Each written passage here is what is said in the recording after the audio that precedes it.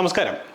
ധനമന്ത്രി കെ.എൻ. ബാലഗോപാൽ അവതരിപ്പിച്ച ബജറ്റിന് പിന്നാലെ, ബജറ്റിലെ നികുതി നിർദ്ദേശങ്ങൾക്ക് പിന്നാലെ അതിശക്തമായ പ്രക്ഷോഭമാണ് സംസ്ഥാനത്ത് നടക്കുന്നത്. UDF വിവിധ സമരപരിപാടികളുമായി മുന്നോട്ട് പോയിക്കൊണ്ടിരിക്കുകയാണ്. നിയമസഭയ്ക്കുള്ളിലും പുറത്തും ശക്തമായ സമരപരിപാടികളാണ് നമ്മൾ കണ്ടത്. 4 MLA-മാർ നിയമസഭയ്ക്ക് മുന്നിൽ തന്നെ സത്യഗ്രഹം ഇരിക്കുന്ന കാഴ്ചയും കണ്ടു.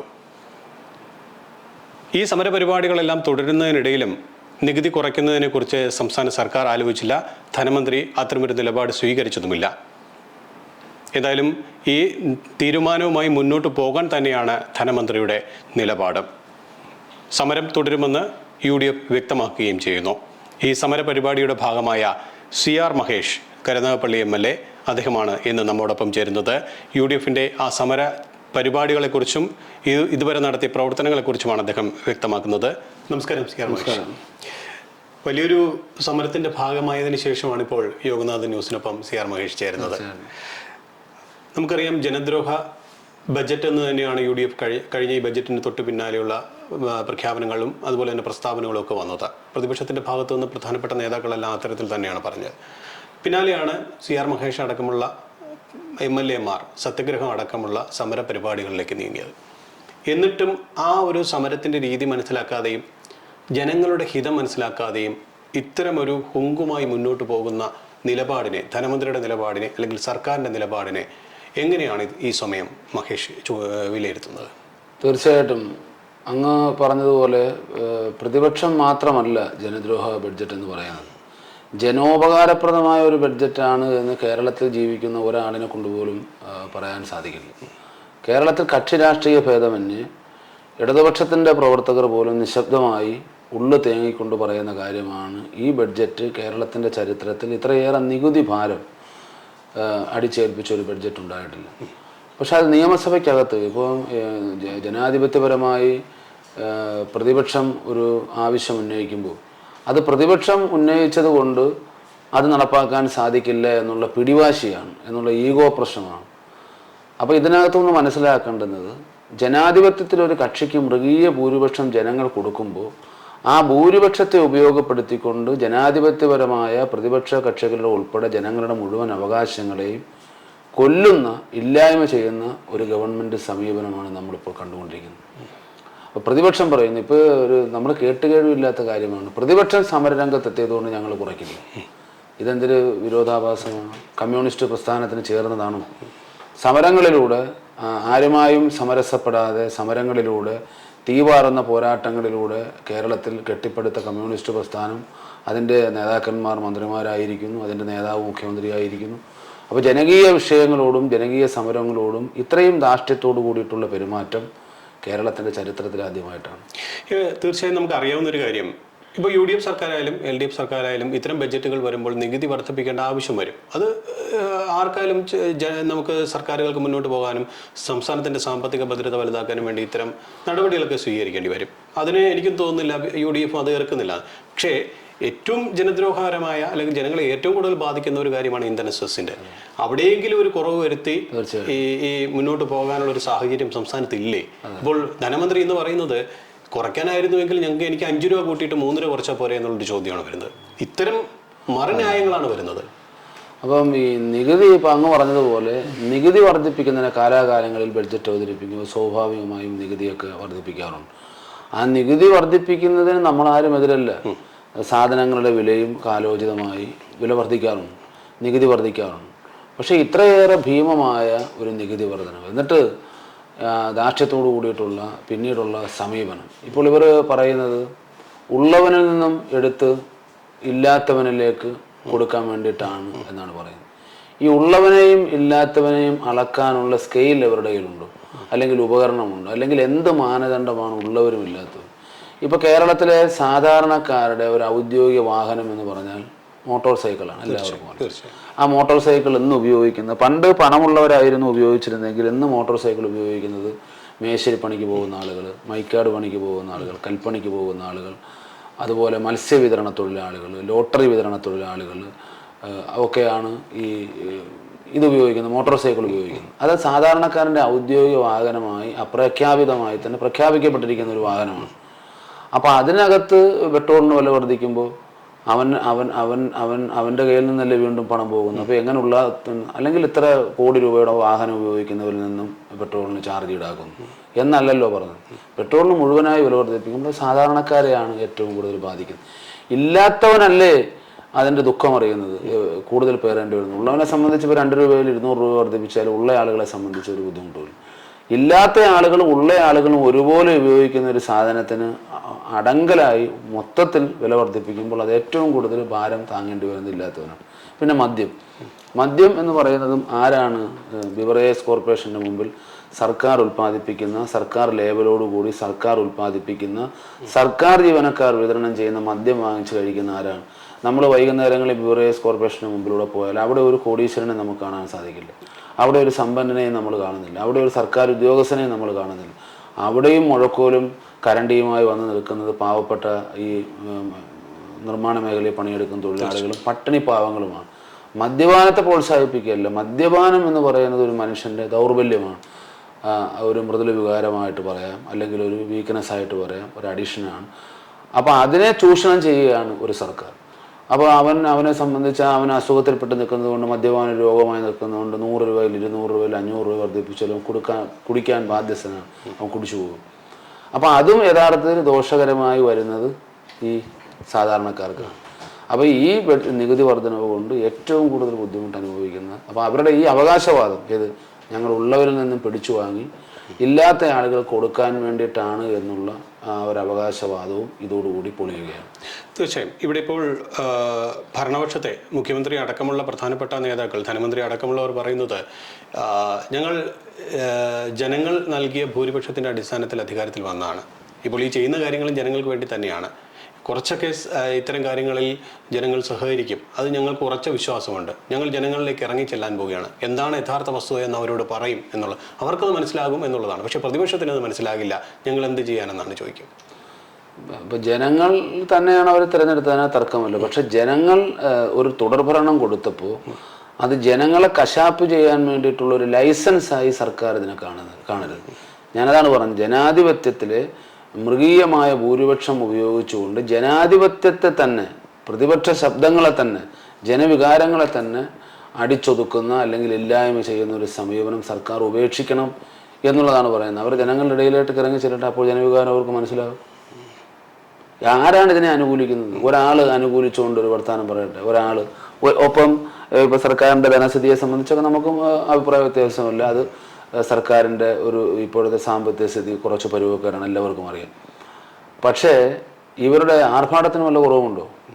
ഇവർ 45 ലക്ഷം രൂപ ചിലവഴിച്ച് കാലിൽ തൊഴുത്ത് പണിയുന്നു, ഇവർ ആഡംബര വാഹനങ്ങൾ വാങ്ങുന്നു, ഇവിടെ ചിന്താ ജെറോമിനെ പോലെയുള്ള യാതൊരു പ്രയോജനവും സമൂഹത്തിലില്ലാത്ത യൂത്ത് കമ്മീഷൻ്റെ പേരിൽ ലക്ഷങ്ങൾ പൊടിക്കുന്നു,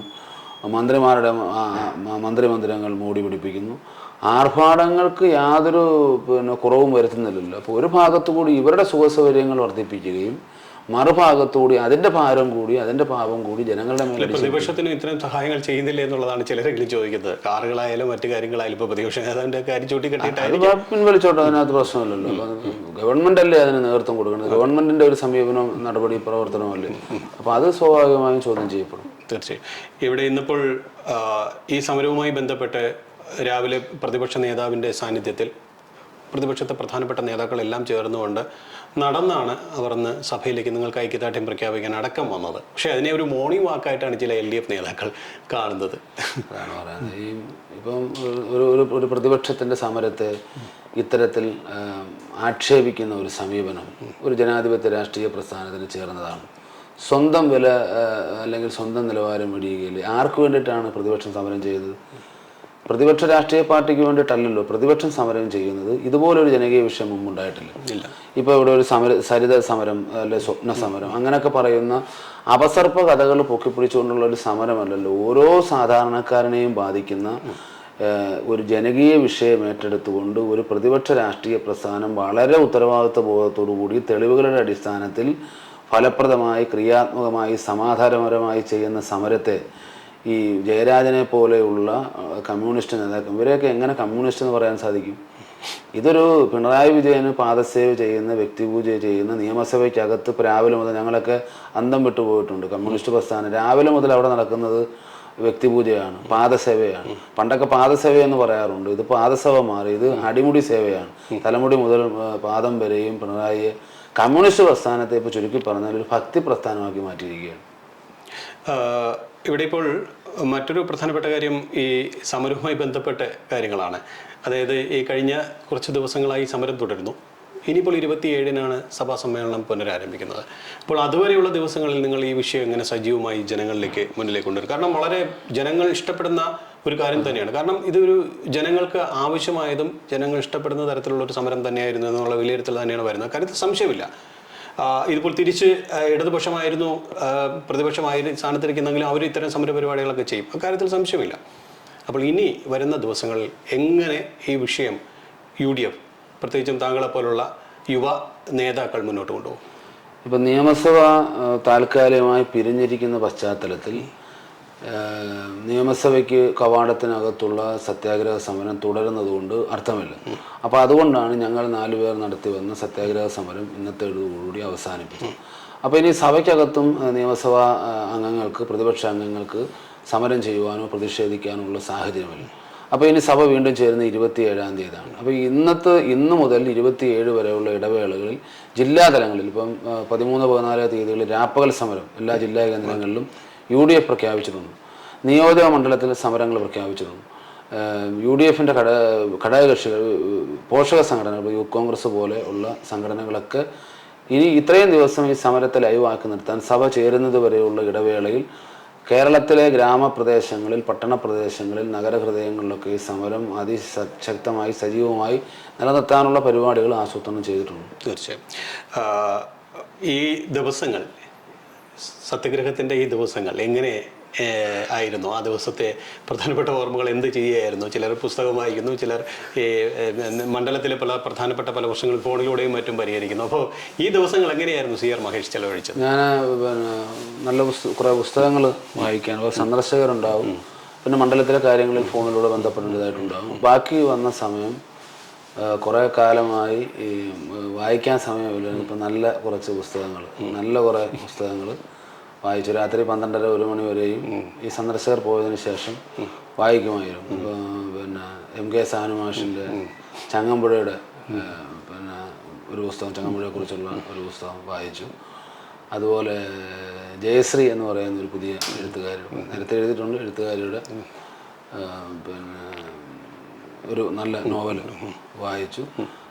GR ഇന്ദുഗോപൻ്റെ ഒരു പുസ്തകം, അങ്ങനെ കുറേ പുസ്തകങ്ങൾ, നല്ല പുസ്തകങ്ങൾ വായിച്ചു. ഓക്കെ, ഞാൻ ഈ പുസ്തകങ്ങളുടെ കാര്യം പറഞ്ഞപ്പോഴാണ് എനിക്ക് പെട്ടെന്ന് പ്രബന്ധങ്ങളുടെ ചില കാര്യങ്ങൾ ഓർമ്മ വരുന്നത്. ഈ ചിന്താ ജെറോമിൻ്റെ അടക്കം വിഷയങ്ങൾ ഇപ്പോഴും സജീവമായി നിൽക്കുകയാണ്. പക്ഷേ അതെല്ലാം വളരെ നിസ്സാരവൽക്കരിക്കുകയല്ലേ? അത് അങ്ങനെ പോകേണ്ട ഒരു വിഷയമാണോ? ഒരു പക്ഷേ ഈ കഴിഞ്ഞ ദിവസം PK ശ്രീമതി പറഞ്ഞതുപോലെ എന്തിനെ ആ വനിതയെ ഇത്രയധികം അറ്റാക്ക് ചെയ്യുന്നു എന്ന് ചോദിക്കുന്നു. അതാണ്. അപ്പോൾ അവർക്ക് എന്തുമാവാം, അവർക്ക് പിന്നെ ഈ ആശാന് വിളിച്ചാൽ ഏത്തമില്ലെന്ന് പറയുന്നത് പോലെ ഞാൻ പറഞ്ഞില്ലേ, ഈ ജനാധിപത്യത്തിൽ ജനം ഒരു തുടർഭരണം കൊടുത്തു എന്ന് കരുതി അവർക്ക് എന്തും സംസാരിക്കാം, അവർക്ക് എന്തും പ്രവർത്തിക്കാം. നോക്കൂ, അവരുടെ ശരീരഭാഷ പോലും, അവരുടെ സംസാര ഭാഷ പോലും ഒരു സാധാരണക്കാർക്ക് താങ്ങാൻ പറ്റുന്ന രീതിയിലാണ്. എല്ലാവരും ബ്രാഞ്ച് മുതൽ സ്റ്റേറ്റ് വരെ മുഴുവൻ ആളുകളും അഹങ്കാരത്തിന് കൈയും കാലും വെച്ചവരായി മാറിയിരിക്കുകയാണ്. അവർക്ക് എന്തുമാകാം, ആര് ചോദിക്കാൻ, ആര് ചോദിച്ചാൽ അവർക്ക് എന്താണ്?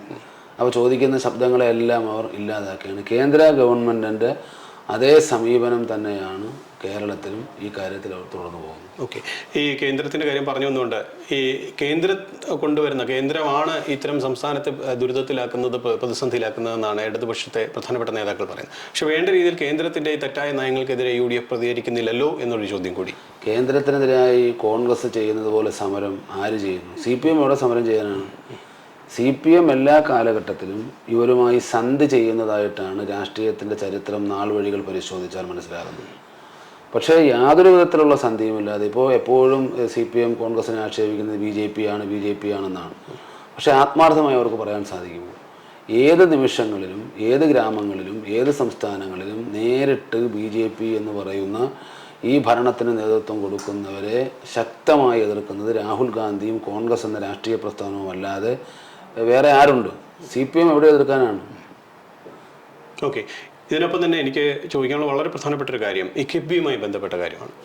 കാരണം വലിയ കൊട്ടിക്കോട്ടിച്ച് ഒരുപക്ഷെ ഈ സർക്കാരിനെ പിണറായി സർക്കാരിനെ അധികാരത്തിൽ കൊണ്ടെത്തിക്കാൻ പോലും സഹായിച്ചത് അതുമായി ബന്ധപ്പെട്ട ചില പ്രവർത്തനങ്ങളാണ്. കാരണം സ്കൂളുകളുടെ നിർമ്മാണ പ്രവർത്തികളടക്കമുള്ള വലിയ കാര്യങ്ങൾ ഉണ്ടായി. അതെല്ലാം ഹൈലൈറ്റ് ചെയ്ത് കാണിച്ച് അവരുടെ അധികാരത്തിൽ വരാനുള്ള ഒരു സാഹചര്യം ഉണ്ടാക്കുകയും ചെയ്തു. അതിന് പ്രവർത്തനത്തിന് മുന്നിൽ നിന്ന് നിരവധി കോൺട്രാക്ടർമാരുണ്ട്. അവരെല്ലാം വളരെ പ്രതിസന്ധിയിലാണ്. കോടിക്കണക്കിന് രൂപയാണ് സംസ്ഥാനത്ത് ഇത്തരം നിർമ്മാണ പ്രവർത്തികൾ പൂർത്തിയാക്കിയ കോൺട്രാക്ടർമാർക്ക് ലഭിക്കാനുള്ളത്. അപ്പോൾ ഈ കാണിക്കുന്നത് വല്ലാത്തൊരു ചതി തന്നെയല്ലേ? ഈ കിഫ്ബി കൊണ്ട് എന്തെങ്കിലും പ്രയോജനം ഉണ്ടെന്ന് തോന്നുന്നു. നമ്മൾ കാലത്തിനനുസരിച്ച് കേരളം മാറേണ്ടതായിട്ടിരിക്കുകയാണ്. ഇപ്പം അങ്ങ് സൂചിപ്പിച്ചതുപോലെ കേരളത്തിൽ ഒരു നിർമ്മാണ പ്രവർത്തനവും ഗവൺമെൻറ് നേരിട്ട് നടത്തുന്നില്ല. ശരിയല്ലേ? ഇപ്പം വെള്ളം കൊടുക്കുന്നതിനൊരു പ്രത്യേക വകുപ്പുണ്ട്. അതിൻ്റെ വാട്ടർ അതോറിറ്റി ഉദ്യോഗസ്ഥന്മാരുണ്ട്, സർക്കാർ ജീവനക്കാരുണ്ട്. പിന്നെ അവർ വല്ലതും കരാറുകാർക്ക് കൊടുക്കുന്നെങ്കിലേ ഉള്ളൂ ഇതിൻ്റെ എന്തെങ്കിലും നിർമ്മാണ പ്രവർത്തനങ്ങൾ. ഇലക്ട്രിസിറ്റിക്കും ഇതുണ്ട്, അതും അവർ തന്നെ കോൺട്രാക്ടർ. പക്ഷേ ഇവിടെ കേരളത്തിലും പാലങ്ങളാണെങ്കിലും സ്കൂൾ കെട്ടിടങ്ങളാണെങ്കിലും ആശുപത്രി കെട്ടിടങ്ങളാണെങ്കിലും നിർമ്മാണ മേഖല മുഴുവനും ചെയ്യുന്നത് ആരാണ്? സ്വകാര്യ വ്യക്തികളാണ്. അവരെല്ലാം വല്ലാത്ത പ്രതിസന്ധിയിലാണ്. എനിക്ക് വളരെ നേരിട്ട് അറിയാവുന്ന ഒരുപാട് ആളുകൾ കാണുമ്പോൾ വലിയ കെട്ടിടങ്ങളും വലിയ സംഭവങ്ങളും കുറേ ജീവനക്കാരും ഒക്കെ കാണും. പക്ഷെ അവരുടെയൊക്കെ ഉള്ളു പിടയുകയാണ്. പണി ചെയ്താൽ ഇപ്പോൾ ടെൻഡർ എടുക്കുന്ന സമയത്തുള്ള സാധനങ്ങളുടെ വിലയല്ല പണി തുടങ്ങുമ്പോൾ. ഇതിനിടയ്ക്ക് ഒരുപാട് സമയമാകും, സാധനങ്ങളുടെ വില കുതിച്ചു വരും. അതിനുശേഷം ഈ പണി തീർന്നാൽ, ഇപ്പോൾ കിഫ്ബി പോലെയുള്ളവരുടെ പണി തീർന്നു കഴിഞ്ഞാൽ പിന്നെ ഇവരുടെ നിബന്ധനകൾ, നിയമങ്ങൾ അത് ഒരിക്കലും എന്നുവെച്ചാൽ സൃഷ്ടിപരമായ ഒരു ചവിട്ടുപിടുത്തമെന്ന് പറയും. പണം കൊടുക്കാനില്ലാതെ വരുമ്പോൾ ഒരു കുറിയിട്ട് വീണ്ടും ഇത് 6 മാസം കറക്കി ആ 6 മാസം പിടിച്ചു നിൽക്കാനുള്ള ഒരു കടക്കാരൻ കാണിക്കുന്ന ഒരു വേലത്തരമാണ് ഇപ്പോൾ കാണിച്ചു വരുന്നത്. ഒരുപാട് കോൺട്രാക്ടർമാർ, വലിയ കരാറുകാരൊക്കെ പ്രതിസന്ധിയാണ്. അപ്പോൾ കരാറുകാരെ പലപ്പോഴും ശത്രുതാ മനോഭാവത്തോടുകൂടിയിട്ട് പലരും കാണാറുണ്ട്, അടച്ചാക്ഷേപിക്കാറുണ്ട്. പക്ഷേ ഈ കരാറുകാരില്ലെങ്കിൽ അവൻ പലിശക്കെടുത്തും പണയപ്പെടുത്തിയും അവൻ ബാങ്കിൽ ഓടി പോലെയുള്ള ലോൺ, വലിയ ഭീമമായ തുക ലോൺ എടുത്തും അവൻ സമയബന്ധിതമായി കെട്ടിടം പൂർത്തീകരിച്ചില്ലെങ്കിൽ സർക്കാരിന് നേരിട്ട് ഇത് പണിയാനുള്ള ഏതെങ്കിലും സംവിധാനമുണ്ട്? ഇപ്പോൾ തകർന്നു കിടക്കുന്ന ഗ്രാമീണ റോഡുകൾ, തകർന്നു കിടക്കുന്ന പാലങ്ങൾ, ഇതൊക്കെ ചെയ്യുന്നത് കൊച്ചു കോൺട്രാക്ടർമാരാണ്. ഇവരുടെയൊന്നും സാമ്പത്തിക സ്ഥിതി 100% സുരക്ഷിതമല്ല. ഇവരുടെയൊക്കെ കിടക്കുന്ന കുഞ്ഞുങ്ങൾ കിടക്കേണ്ടെന്ന ആ മണ്ണ് കൊണ്ടുചെന്ന്, ആ പ്രമാണം കൊണ്ടുചെന്ന് ബാങ്കിൽ പണയം വെച്ചിട്ടാണ് ഇവർ ഈ പണി ചെയ്യുന്നത്. അപ്പോൾ സ്വാഭാവികമായും അവരുടെ മനസ്സ് മടിച്ചു. അതാണ് ഇപ്പോൾ പല വർക്കുകളും ടെൻഡർ ചെയ്താൽ എടുക്കാൻ ആളില്ല, വീണ്ടും ടെൻഡർ ചെയ്യാണ് എടുക്കാൻ ആളില്ല, വീണ്ടും ടെൻഡർ ചെയ്യാണ് എടുക്കാൻ ആളില്ല, വീണ്ടും കൊട്ടേഷൻ കൊടുക്കുകയാണ് എടുക്കാൻ ആളില്ല. എത്ര വർക്കുകളാണ്? ഗവൺമെൻറ് ഒരു പരിശോധന നടത്തണം. കേരളത്തിൽ ടെൻഡർ ചെയ്തിട്ടും എടുക്കാനുള്ള വർക്കുകളുടെ എത്ര തുകയുണ്ട്? കോടാനുകോടി രൂപയുടെ നിർമ്മാണ പ്രവർത്തനങ്ങളാണ് ഇതുപോലെ പെൻഡിങ് നിൽക്കുന്നത്. പണം അനുവദിച്ചിട്ടും എടുക്കാൻ നിൽക്കുന്നത്. ഓക്കെ, അവിടെ ഇപ്പോൾ ഈ എന്തെങ്കിലും ഇതുമായി ബന്ധപ്പെട്ട പ്രശ്നങ്ങൾ സംസാരിക്കാൻ കിഫ്ബി സിയോട് നമ്മൾ ബന്ധപ്പെട്ടാൽ പോലും പ്രതികരിക്കാതിരിക്കുകയാണ്. അദ്ദേഹം ഒരു ഭാഷയിൽ പറഞ്ഞാൽ ഹുങ്ക് കാണിച്ച് മുന്നോട്ട് പോകുന്നു.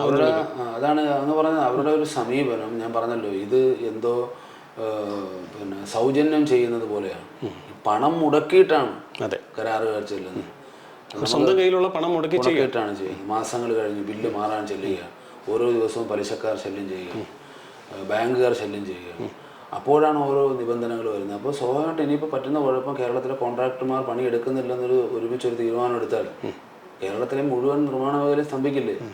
അപ്പോൾ കോൺട്രാക്ടർമാരെ അടച്ചാക്ഷേപിക്കുന്നത്, കോൺട്രാക്ടർമാരെ കുറ്റം പറയുന്നത്, ഈ സാങ്കേതികത്വത്തിന് നൂലാമാലകളിട്ട് കോൺട്രാക്ടർമാരെ വലിഞ്ഞു മുറുക്കുന്നവർ, നമ്മളാരും കോൺട്രാക്ടർമാരുടെ പക്ഷം പൂർണ്ണമായും പറയുകയില്ല. പക്ഷേ അവരുടെ പ്രശ്നങ്ങൾക്ക് പരിഹാരം കാണേണ്ട ബാധ്യത ഗവൺമെൻറ്റുണ്ട്. കാരണം ഈ പണിയെല്ലാം ചെയ്യുന്നവരാണ്. അപ്പോൾ അതുപോലെ കിഫ്ബിയുടെ ഏത് ഉന്നത ഉദ്യോഗസ്ഥനാണെങ്കിലും ശരി, ഏത് ജീവനക്കാരനാണെങ്കിലും ശരി, ഇവരോടൊരു ഉദാര സമീപനം. കാരണം ഇവർ ഗവൺമെൻറ് പണിയാണ് എടുക്കുന്നത്. ഇത് ഒരു കള്ളത്തരമല്ലല്ലോ. ഇപ്പം 10 ചാക്ക് സിമെൻറ്റ് ഇടേണ്ടടുത്ത് 2 ചാക്ക് ഇട്ടിട്ട് പാലം പൊളിഞ്ഞ് വീഴുന്ന അതിനെ കോട്ട് നിൽക്കണ്ട, അതിനെ പ്രോത്സാഹിപ്പിക്കുകയും വേണം. പണി സുരക്ഷിതമാണെന്ന് നിങ്ങളുടെ എഞ്ചിനീയറിംഗ് വിഭാഗം സർട്ടിഫിക്കറ്റ് കൊടുത്ത പണിയുടെ ബില്ല് മാറുന്നതിനെ സംബന്ധിച്ചാണ് പ്രശ്നം. അല്ലെങ്കിൽ ഇപ്പോൾ ഒരു പണിക്കകത്ത് ഒരു കോൺട്രാക്ടറുടെ ഒരു പാലം പണിക്കകത്ത് കുഴപ്പം വരുന്നു, അത് കണ്ടുപിടിച്ച് കൈയോടെ കണ്ടുപിടിച്ച് മാറ്റണം. അതിനകത്തൊന്നും ഒരു തർക്കവുമില്ല. അത് ജനങ്ങളുടെ ഉത്തരവാദിത്തമാണ്, ഉദ്യോഗസ്ഥന്മാരുടെ ഉത്തരവാദിത്തമാണ്, ഗവൺമെൻറ് ഉത്തരവാദിത്തമാണ്. ഇവിടെ അതല്ല പ്രശ്നം. ഇവിടെ പണി സുരക്ഷിതമാണ്, നല്ല 100% നല്ല പണിയാണ് എന്ന് അവരുടെ എഞ്ചിനീയറിംഗ് വിഭാഗം സർട്ടിഫിക്കറ്റ് കൊടുത്തിട്ട്, അല്ലെങ്കിൽ അത് സമ്മതിച്ചിട്ട് പിന്നീട് ബില്ല് മാറുമ്പോൾ ഇവരെ ബുദ്ധിമുട്ടിക്കുന്നത് അവരുടെ മനസ്സ് മടുപ്പിക്കും. തീർച്ചയായും ഈ വരുന്ന സമ്മേളന കാലയളവിൽ ഇത്തരം വിഷയങ്ങൾ CR മഹേഷ് വേണ്ട ബന്ധപ്പെട്ടവരുടെ മുന്നിലേക്ക് കൊണ്ടുവരുമെന്ന് ഞാൻ പ്രതീക്ഷിക്കുന്നു. അതിനുള്ളൊരു ശ്രമം ഉണ്ടാകും. കാരണം ഈ പ്രശ്നങ്ങൾ പരിഹരിക്കപ്പെടണമല്ലോ. കാരണം മറ്റൊരു കാര്യം, മണ്ഡലത്തിലേക്ക് പോകുമ്പോൾ കരുനാഗപ്പള്ളി പോലുള്ള ഒരു മണ്ഡലത്തിൽ വലിയൊരു വിജയമാണ് നേടിയത്. കാരണം കഴിഞ്ഞ കാലങ്ങളിൽ നിന്നും വ്യത്യസ്തമായി പ്രചരണ പ്രവർത്തനങ്ങളിലും മറ്റുമൊക്കെ നടത്തി ജനങ്ങളുടെ പിന്തുണ നേടി MLA ആയി മാറി. ആ പ്രവർത്തനങ്ങളെക്കുറിച്ച് ഇപ്പോൾ ഏത് തരത്തിൽ പോകുന്നു, എങ്ങനെയാണ് കാര്യങ്ങൾ, മണ്ഡലത്തിൻ്റെ വികസന പ്രവർത്തനങ്ങൾ തുടങ്ങിയ കാര്യങ്ങൾ എന്തായാലും പ്രേക്ഷകർക്ക് അറിയാൻ താല്പര്യം ഉണ്ടാവും. ഈ കരുനാഗപ്പള്ളി മണ്ഡലത്തിലെ പ്രേക്ഷകർ തീർച്ചയായും ഈ വിഷയം കേൾക്കുമ്പോൾ അവരത് എന്താണ് എൻ്റെ MLA ചെയ്യാൻ പോകുന്നത്, ഞങ്ങളുടെ MLA ചെയ്യാൻ പോകുന്നത് എന്നുള്ള, അല്ലെങ്കിൽ ചെയ്തുകൊണ്ടിരിക്കുന്നത് എന്നുള്ളൊരു ആകാംക്ഷയുണ്ട്. അപ്പോൾ അതിനെക്കുറിച്ച് കൂടി ഒന്ന് പറഞ്ഞു പോകാം. കരുനാഗപ്പള്ളിയിൽ ഇപ്പോൾ 2 വർഷമാകുന്നു എനിക്കൊരു MLA ആകാൻ, ജനപ്രതിനിധിയാകാൻ അവസരം ലഭിച്ചിട്ട്. തീർച്ചയായിട്ടും ഞാൻ തെരഞ്ഞെടുപ്പിൽ പറഞ്ഞതുപോലെ എൻ്റെ പൊതുപ്രവർത്തനം അത് സത്യസന്ധവും സുതാര്യവുമായിരിക്കും. അപ്പം നമ്മൾ ഇന്നലെ എങ്ങനെയായിരുന്നു, നാളെ ഞാൻ ഈ സ്ഥാനം ഒഴിയുമ്പോഴും അങ്ങനെ തന്നെ ആയിരിക്കും. എൻ്റെ പശ്ചാത്തല സൗകര്യം വർദ്ധിപ്പിക്കുന്നതിനോ എൻ്റെ കുടുംബത്തിൻ്റെ ഭദ്രത ഉറപ്പുവരുത്തുന്നതിനോ ഈ MLA സ്ഥാനം അല്ലെങ്കിൽ പൊതുപ്രവർത്തനം ഞാൻ ഉപയോഗപ്പെടുത്തില്ല. മറ്റൊന്ന് ഒരു സാന്നിധ്യമാണ്. ഞാൻ നിലകളിലും MLA ആവുന്നതിന് മുമ്പും വളരെ സജീവമായി മണ്ഡലത്തിൽ സാന്നിധ്യം ഉണ്ടായിരുന്ന ഒരാളാണ് പൊതുപ്രവർത്തകൻ. അപ്പോൾ അതുകൊണ്ട് തന്നെ ജനങ്ങളുടെ ചെറുതും വലുതുമായ മുഴുവൻ പ്രശ്നങ്ങളിലും ഇപ്പോൾ പലപ്പോഴും തന്നെ പലരും ഇടതുപക്ഷത്തിൻ്റെ സുഹൃത്തുക്കളൊക്കെ അവർ സുഹൃത്തുക്കളാണ് എന്നെ ആക്ഷേപിക്കാറുണ്ട്. കല്യാണത്തിനും മരണത്തിനും പോകും. അപ്പോൾ അതിനെ ഞാനൊരു പോസിറ്റീവായിട്ട് തന്നെയാണ് എടുക്കുന്നത്. അപ്പോൾ ആളുകളുടെ അവർക്കത് അറിയാൻ വയ്യാത്തതുകൊണ്ട് നമ്മുടെ വീട്ടിൽ ദുഃഖം ഉണ്ടാകുമ്പോൾ നമ്മളെ ഒരാൾ വന്ന് ആശ്വസിപ്പിക്കും. എൻ്റെ വീട്ടിൽ ഞാൻ അനുഭവിച്ചതാണ്. അതൊരു വലിയ ഒരു ചികിത്സയാണ്. നമുക്കൊരു ദുഃഖം ഉണ്ടാകുമ്പോൾ ഒരാൾ വരിക, നമ്മളെ ആശ്വസിപ്പിക്കുക. നമുക്കൊരു സന്തോഷം ഉണ്ടാകുമ്പോൾ ഒരു ആൾ കൂടി വരിക, നമ്മളെ സന്തോഷിപ്പിക്കുക. അപ്പോൾ ഈ സാന്നിധ്യം, അതായത് 4 ആൾ കൂടുന്നിടത്തൊക്കെ തീർച്ചയായിട്ടും ഞാൻ എത്തിപ്പെടാൻ ശ്രമിക്കാറുണ്ട്. അതുകൊണ്ട് ഞാൻ പുറത്തോട്ട് അങ്ങനെ വലുതായിട്ട് യാത്രകൾ വളരെ അപൂർവമായി വലിയ നിർബന്ധത്തിന് വഴങ്ങി പോകുന്നതല്ലാതെ മിക്ക സമയവും അസംബ്ലി ഇല്ലാത്ത സമയങ്ങളിൽ മണ്ഡലത്തിലുണ്ടാകും. അപ്പോൾ ഒരു ജനപ്രതിനിധി എന്നുള്ള നിലയിൽ എവിടെ നോക്കിയാലും എൻ്റെ ഒരു സാന്നിധ്യം ഉണ്ടാകാൻ ഞാൻ പരമാവധി ശ്രമിക്കാറുണ്ട്. ഇതുവരെയും അങ്ങനെ തന്നെയാണ്, നാളെയും അങ്ങനെ തന്നെയാണ്. പിന്നെ വികസനമാണ്. വികസനം എന്ന് പറയുമ്പോൾ ഇപ്പോൾ സ്വാഭാവികമായ വികസനവുമുണ്ട്, നമ്മൾ കൊണ്ടുവരുന്ന ചില ഭാവനാപൂർണമായ വികസന പദ്ധതികളുണ്ട്. ഇപ്പോൾ സ്വാഭാവികമായ വികസനം എന്ന് പറയുമ്പോൾ എല്ലാ മണ്ഡലങ്ങളിലും MLA മാർക്ക് MLA ഫണ്ട് ഒരുപോലെയാണ്. അതിപ്പോൾ ഞാനല്ല, ആരാണെങ്കിലും ശരി, കഴിവുള്ളവരാണെങ്കിലും കഴിവില്ലാത്തവരാണെങ്കിലും പ്രതിപക്ഷമാണെങ്കിലും ഭരണപക്ഷമാണെങ്കിലും ശരി, അനുവദിക്കുന്ന പണം ചെലവഴിക്കുന്നത് ആരായാലും നടക്കും. അപ്പോൾ അത് 5 കോടി രൂപയാണ്, ഒന്നും കൂടെ കൂട്ടി 6 കോടി രൂപ അത് നടക്കും. അല്ലാതെ ഭാവനാപൂർണ്ണമായ വികസനം കാലഘട്ടത്തിനനുസരിച്ച്, ഇപ്പോൾ ഉദാഹരണത്തിന് കരുനാഗപ്പള്ളി നേരിടുന്ന ഏറ്റവും വലിയ പ്രശ്നം കുടിവെള്ള പ്രശ്നം. അപ്പോൾ കുടിവെള്ള പ്രശ്നം പണ്ട് രാജൻ ബാബു MLA ആയിരുന്ന സമയത്ത് അദ്ദേഹം കൊണ്ടുവന്ന ഒരു ഓച്ചിറ കുടിവെള്ള പദ്ധതിയുണ്ട്. ആ ഓച്ചിറ കുടിവെള്ള പദ്ധതി അല്ലാതെ പിന്നീട് ഈ കാലം അത്രയും കഴിഞ്ഞു ഇതുവരെ കരുനാഗപ്പള്ളിക്ക് വേണ്ടി ഒരു കുടിവെള്ള പദ്ധതി ആരംഭിച്ചിട്ടില്ല. അതുകൊണ്ടാണ് വെള്ളത്തിന് ഒരുപാട് ബുദ്ധിമുട്ട്. തീരപ്രദേശമാണ്, ഇപ്പോൾ ഉണക്ക് തുടങ്ങുകയാണ്. അപ്പോൾ വീടുകളുടെ എണ്ണം വർദ്ധിച്ചു, ഗുണഭോക്താക്കളുടെ എണ്ണം കൂടി, ജലത്തിൻ്റെ വെള്ളത്തിൻ്റെ ഉപയോഗം കൂടി. പക്ഷെ സോഴ്സ് ഇല്ല. ഓച്ചിറ കുടിവെള്ള പദ്ധതി എന്ന് പറയുന്നത് അച്ചൻകോവിലാറ്റിലെ വെള്ളം മാവേലിക്കര കണ്ടികുറുക്കടവിൽ കൊണ്ടുവന്ന് ടാങ്കിൽ സംഭരിച്ചതിന് ശേഷം അവിടുന്ന് 18 കിലോമീറ്റർ അകലെയുള്ള ഓച്ചിറയിൽ കൊണ്ടുവന്ന് ഓച്ചിറയിലെ ടാങ്കിൽ ശുദ്ധീകരിച്ചാണ് ആലപ്പാട്, ക്ലാപ്പന, കുലശേഖരപുരം, കരുനാഗപ്പള്ളി മുനിസിപ്പാലിറ്റി ഈ പ്രദേശങ്ങളിൽ വിതരണം ചെയ്യുന്നത്. പിന്നുള്ളത് കുറച്ച് പൊട്ട കുഴൽക്കിണറുകളാണ്, അത് ഏത് നിമിഷവും ഇല്ലാതാകും. അപ്പോൾ പ്രധാനപ്പെട്ട ഒരു സോഴ്സ് എന്ന് പറഞ്ഞാൽ ഓച്ചിറ കുടിവെള്ള പദ്ധതിയാണ്. അപ്പോൾ ഇപ്പോൾ ഒരു പുതിയ കുടിവെള്ള പദ്ധതി ഏതാണ്ട് അതിൻ്റെ നിർമ്മാണ പ്രവർത്തനം വേഗത്തിൽ നടക്കുകയാണ്. കുന്നത്തൂർ കരുനാഗപ്പള്ളി 2 മണ്ഡലങ്ങളെ ബന്ധിപ്പിക്കുന്ന ഒരു സംയുക്ത കുടിവെള്ള പദ്ധതിയാണ്. അപ്പോൾ ഈ സംയുക്ത കുടിവെള്ള പദ്ധതി നടപ്പിലാകുമ്പോൾ തഴവ, തൊടിയൂർ, കുലശേഖരം പഞ്ചായത്തുകളിലേക്ക് ആ വെള്ളം ലഭിക്കുകയും ഇപ്പോൾ ഈ പഞ്ചായത്തുകളിൽ ലഭിച്ചുകൊണ്ടിരിക്കുന്ന വെള്ളം മുഴുവനുമായി എടുത്ത് മുനിസിപ്പാലിറ്റി പോലെയുള്ള ആലപ്പാട് തീരപ്രദേശം, ക്ലാപ്പന പ്രദേശം പോലെയുള്ള പ്രദേശങ്ങളിൽ ഉപയോഗിക്കാൻ സാധിക്കും. ഒരു പരിധിവരെ പ്രശ്നത്തിന് പരിഹാരം കാണാനും കഴിയും. പിന്നീട് നിരന്തരമായി നമ്മൾ ജലവകുപ്പ് മന്ത്രിയെ ബന്ധപ്പെട്ടതിൻ്റെ അടിസ്ഥാനത്തിൽ അദ്ദേഹത്തിൻ്റെ നിർദ്ദേശപ്രകാരം വാട്ടർ അതോറിറ്റി ഒരു വലിയ എസ്റ്റിമേറ്റ് കരുനാഗപ്പള്ളി നഗരത്തിന് വേണ്ടിയിട്ട് മാത്രം പ്രത്യേക ഒരു കുടിവെള്ള പദ്ധതി 53 കോടി രൂപയുടെ ഒരു എസ്റ്റിമേറ്റ് ഗവൺമെൻറ് പരിഗണനയിലുണ്ട്. അമൃത് 2 എന്ന പേരിൽ കേന്ദ്ര ഗവൺമെൻറ് ഒരു സ്കീമാണ്.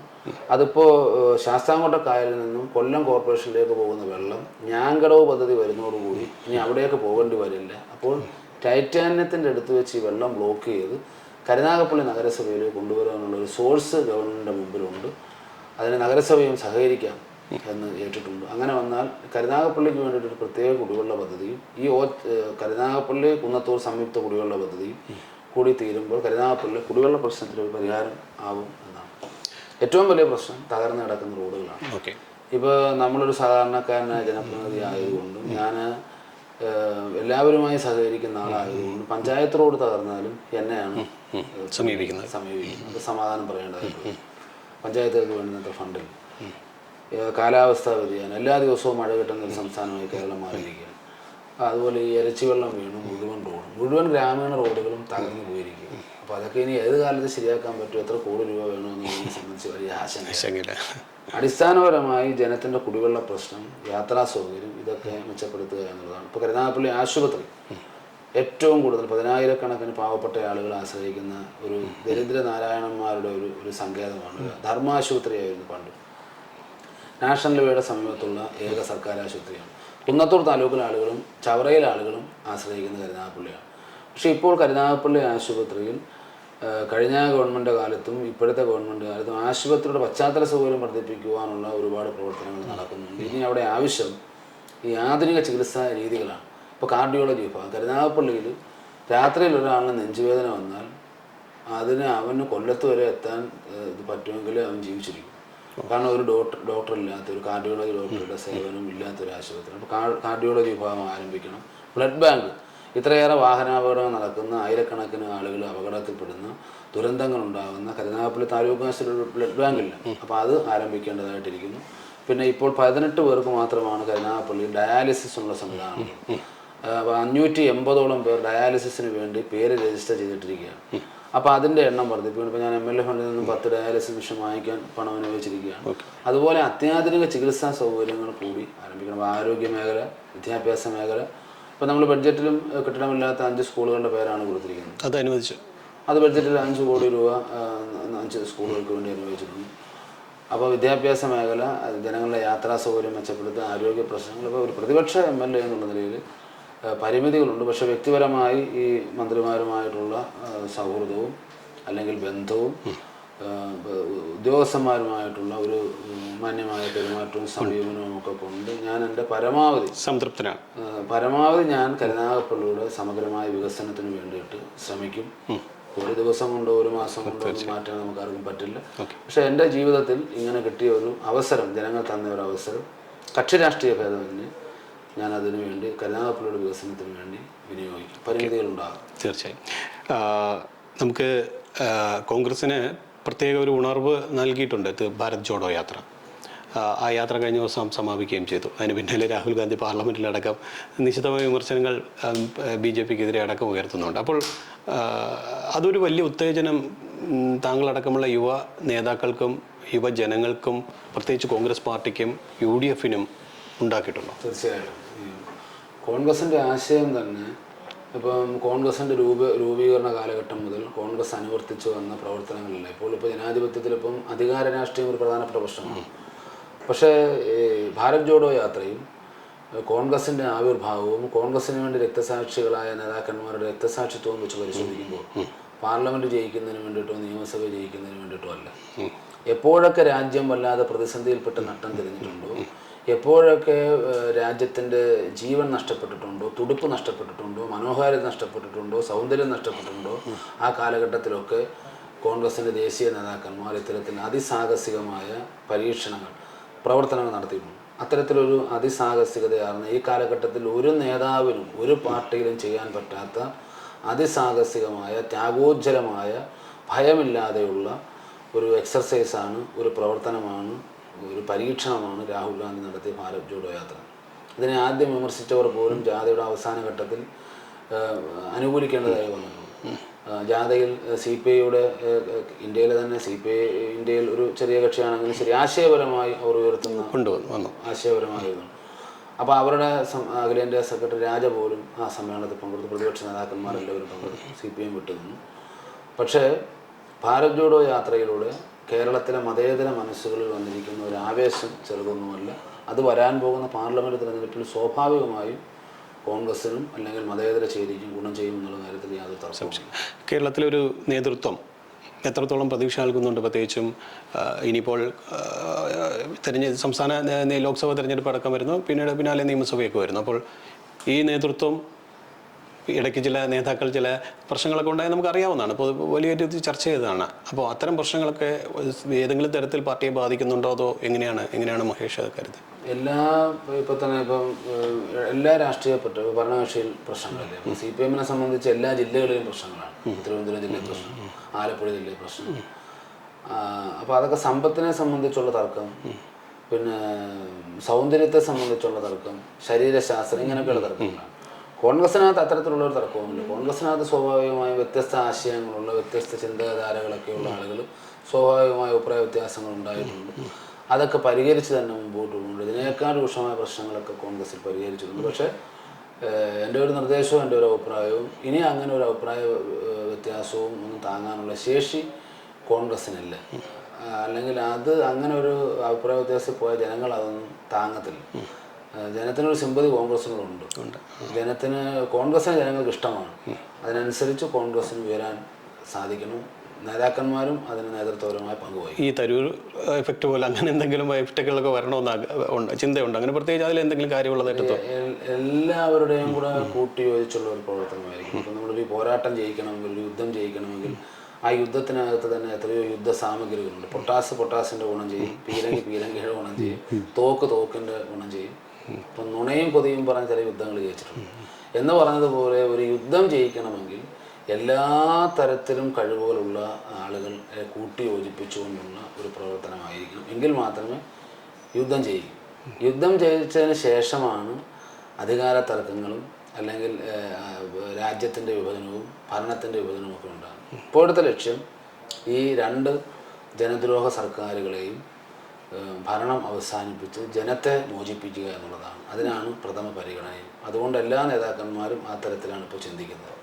തീർച്ചയായും വളരെ വിശദമായി തന്നെ CR മഹേഷ് സംസാരിച്ചു. എല്ലാ വിഷയങ്ങളിലേക്കും കൃത്യമായി നമ്മൾ പോവുകയും ചെയ്തു എന്നാണ് എൻ്റെ വിചാരം. എന്തായാലും ഇനി നിങ്ങളുടെ മുന്നിൽ സമരപരിപാടികൾ തന്നെയാണ്. കാരണം ജനങ്ങൾ ഇപ്പോഴും ആശങ്കാകുലരാണ്. ഈ കടുംപിടുത്തങ്ങൾ എന്തിന് എന്നുള്ളൊരു ചോദ്യം ഇപ്പോഴും നിലനിൽക്കുന്നു. പക്ഷേ അതിന് തിരിച്ചുള്ള മറുപടിയുമായി വരുന്നു. അപ്പോൾ അത്തരം പ്രശ്നങ്ങൾ നിലനിൽക്കുമ്പോഴാണ് നമ്മൾ ഈ കൂടിക്കാഴ്ച നടത്തിയത്. ഇത്രയും സമയം ചെലവഴിച്ചതിന് നന്ദി മഹേഷ്.